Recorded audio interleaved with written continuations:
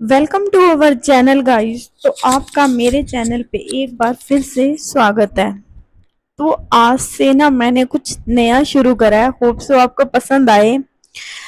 हमारी previous year paper की series तो चल रही है, बस उसमें आपके मोस्टली 3 पेपर रह गए हैं मेरी तरफ से। मैंने आपको 9 पेपर थे आपके, तो हमारे 6 पेपर लगभग कंप्लीट हो चुके हैं।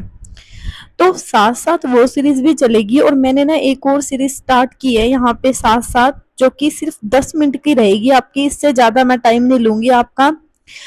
जो ये 10 मिनट की सीरीज रहेगी ना आपकी, इसमें मैं आपको करवाऊंगी जो ड्रीट रिप्लेस बी के लास्ट ईयर टॉपिक आए थे। ठीक है, मतलब मैंने प्रीवियस ईयर क्वेश्चन तो आपको करवाए हैं बहुत सारे, बट उसमें बहुत सारे टॉपिक ऐसे थे जो कि आपने बोला कि मैम हमें ना ये वाला टॉपिक करा दो, हमें ये नहीं आता।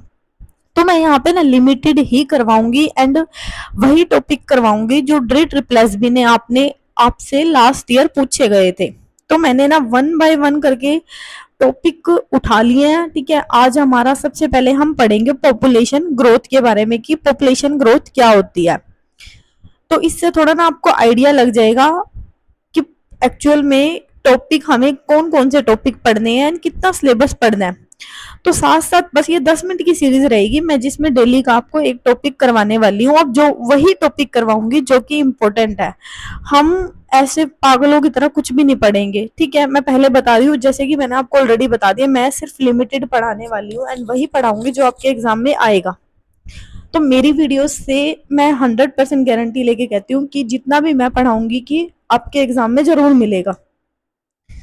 तो चलिए गाइस स्टार्ट करते हैं अपनी वीडियो, ज़्यादा ना टाइम लेते हुए, क्योंकि मैंने बताया आपको 10 मिनट की ही रहेगी ये वीडियो, डेली आपका एक टॉपिक।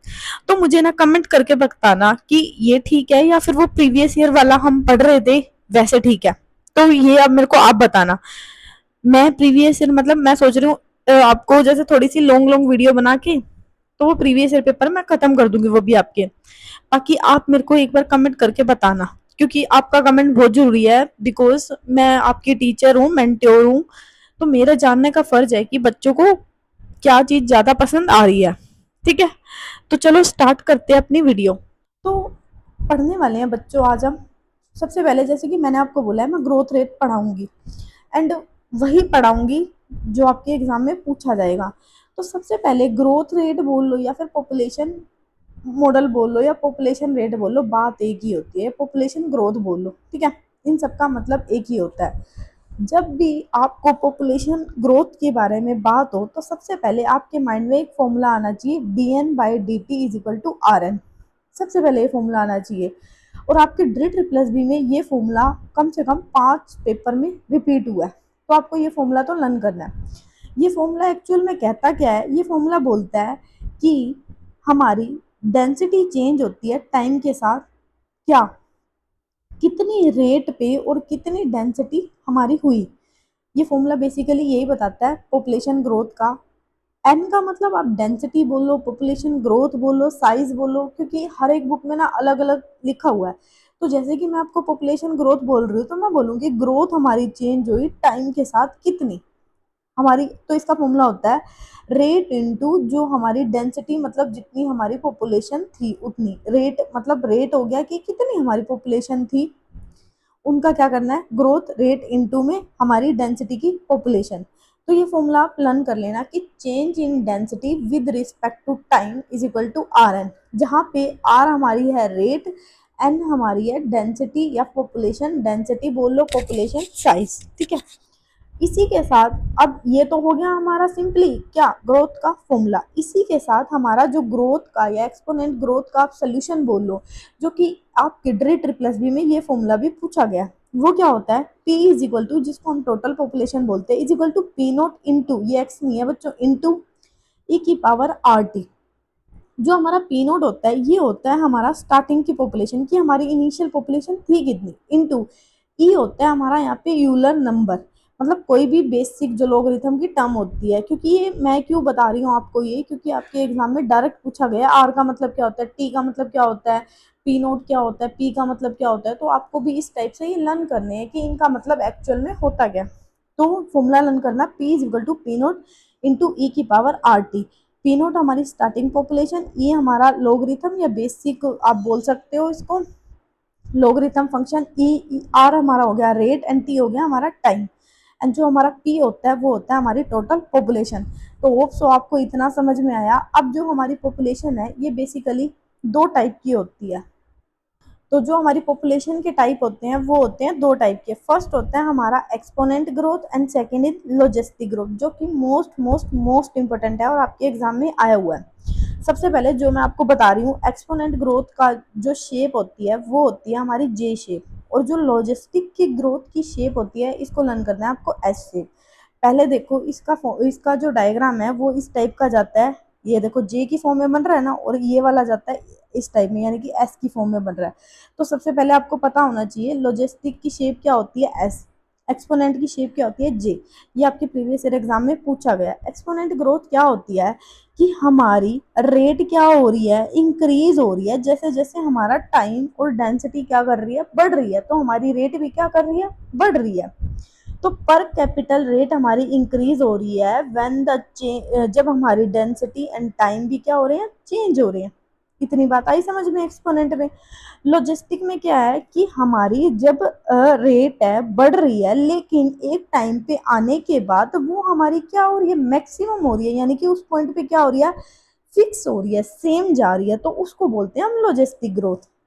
जैसे जैसे हमारी डेंसिटी एंड टाइम, डेंसिटी और टाइम के साथ जब चेंज हो रही है हमारी रेट, एक टाइम पे आने के बाद ये हमारी क्या हो रही है, स्टेशनरी हो रही है, यानी कि फिक्स हो रही है। तो जब इस टाइप का आपको कुछ मिले तो उसमें बोलते हैं हम लॉजिस्टिक ग्रोथ। तो होप सो आपको इतना समझ में आया। अब लॉजिस्टिक ग्रोथ में ना आपके थोड़े से प्रीवियस ईयर में क्वेश्चन बना के दे रखे थे कि जो हमारा लिविंग ऑर्गेनाइजेशन होता है is growing rate in natural environment. जब इस टाइप का कोई आपको दिखे तो इसको बोलते हैं हम सिगमंड ग्रोथ। तो यहाँ से आपको क्या समझ में आया कि अगर लिविंग ऑर्गेनाइजेशन की बात हो, सिगमंड ग्रोथ की बात हो, तो उस केस में हमारा चलता है लॉजिस्टिक ग्रोथ, उसमें एक्सपोनेंट ग्रोथ का कोई काम नहीं होता। इतनी बात आ गई आप समझ में। अब हम करते हैं कि जो एक्सपोनेंट ग्रोथ है इसका बेसिकली फॉर्मूला क्या होता है। एक्सपोनेंट ग्रोथ जो कि हम पॉपुलेशन ग्रोथ पढ़ के आए थे ऊपर, उसका सेम फॉर्मूला होता है कि चेंज हमारी डेंसिटी में change with respect to time is equal to r N. ठीक है, आर यहाँ क्या होता है, मैक्सिमम, क्योंकि मैक्सिमम पे जा रहा है ना। और जो हमारा लॉजिस्टिक ग्रोथ में फॉर्मूला होता है, ये फॉर्मूले भी मोस्ट इंपॉर्टेंट है, आपके एग्जाम में पूछे गए हैं, तो इनको लर्न करना है आपको। मतलब बेसिकली मैंने इस पेज पे जितना भी कुछ लिखा है ना ये सारा मोस्ट इंपॉर्टेंट है और ये आपके एग्जाम में आया हुआ है। तो भाई एक भी पॉइंट इग्नोर मत करना।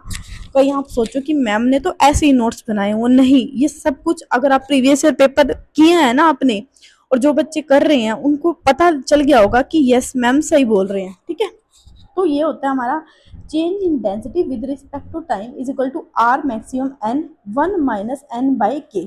जो ये वन माइनस एन बाई के है ना, ये हम इसको बोलते हैं लिमिटेड रिसोर्सेज। लिमिटेड रिसोर्सेज क्यों बोला, क्योंकि ये एक टाइम पे आने के बाद इसका जो ग्राफ है वो क्या हो गया, स्टेशनरी हो गया, फिक्स हो गया। ये तो चलता रहा लेकिन ये क्या हो गया, फिक्स हो गया। तो इस केस में अगर आपको लिमिटेड रिसोर्सेज के बारे में भी कुछ पूछा जाए तो हमारा होगा लॉजिस्टिक ग्रोथ। एंड के हमारा यहाँ पे क्या होता है, कैरिंग कैपेसिटी बोल लो या फिर इसको एनवायरमेंटल रेजिस्टेंस। मतलब इस पूरी टर्म को हम रेजिस्टेंस, रेजिस्टेंस में क्यों बोल रहे हो, रेजिस्टेंस का मतलब होता है कि रुकावट आ जाना, कि मतलब कुछ ऐसा हो गया जिससे ये ग्राफ हमारा स्टेबल हो गया। ठीक है, एक पॉइंट पे। तो जब भी आपको कैरिंग कैपेसिटी का, अगर इन दोनों में मैं डिफरेंस बताऊं, अगर आपको कैरिंग कैपेसिटी कहीं पे नाम दिख गया तो उस केस में हमारा आएगा लॉजिस्टिक ग्रोथ। तो होप सो गाइज आपको इतना समझ में आया, मैंने मतलब बिल्कुल इजी वे में बताया।